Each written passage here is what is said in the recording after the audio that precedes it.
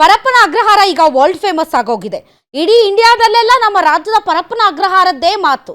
ಯಾಕೆ ಅಂದ್ರೆ ಪರಪ್ಪನ ಅಗ್ರಹಾರದಲ್ಲಿ ಇರುವಂತಹ ಜೈಲಿನಲ್ಲಿ ಇರುವಂತಹ ಕೈದಿಗಳ ವಿಚಾರದಲ್ಲ, ಕೈದಿಗಳು ಯಾವ ರೀತಿಯಾದಂತಹ ವಿಲಾಸಿ ಹೈಫೈ ಜೀವನ ನಡೆಸ್ತಾ ಇದ್ದಾರೆ.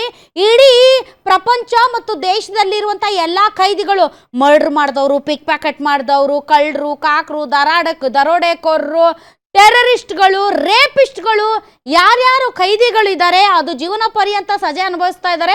ಅವರೆಲ್ಲರೂ ಕೂಡ ನಮ್ಮನ್ನ ಪರಪ್ಪನ ಅಗ್ರಹಾರಕ್ಕೆ ಕೊಂಡೊಯ್ಯಿರಿ, ನಮ್ಮನ್ನ ಪರಪ್ಪ ಅಗ್ರಹಾರಕ್ಕೆ ಕೊಂಡೊಯ್ಯಿರಿ, ನಾವು ಅಲ್ಲೇ ಇರ್ತೀವಿ. ಯಾಕೆ ಅಂತಂದ್ರೆ ಇಡೀ ದೇಶಾದ್ಯಂತ ಇಲ್ಲದೆ ಇರುವಂಥ ಫೆಸಿಲಿಟೀಸ್ ಎಲ್ಲ ಪರಪ್ಪನ ಅಗ್ರಹಾರದಲ್ಲಿದೆ. ಅಲ್ಲಿದ್ದರೆ ನಾವು ಜೀವನ ಪೂರ್ತಿ ಆರಾಮಾಗಿರ್ತೀವಿ. ನಿಮ್ಗೆ ಏನು ಬೇಕ್ರಿ? ಒಳ್ಳೆ ಊಟ ಬೇಕಾ? ಓಕೆ. ಸಿಗರೇಟ್ ಬೇಕಾ? ಓಕೆ. ಗುಂಡು ಬೇಕಾ? ಓಕೆ. ತುಂಡು ಬೇಕಾ? ಓಕೆ. ಮೊಬೈಲ್ ಫೋನ್ಸ್ ಬೇಕಾ? ಓಕೆ. ಸೊ ನಿಮಗೆ ಪಾರ್ಟಿ ಬೇಕಾ? ಓಕೆ. ಡಿ ಜೆನೂ ಸೌಂಡು ಇದೆಯೋ ಇಲ್ವೋ ನನಗೆ ಗೊತ್ತಿಲ್ಲ, ಇದ್ರೂ ಇರಬಹುದು ಅಂತ ಅನಿಸುತ್ತೆ.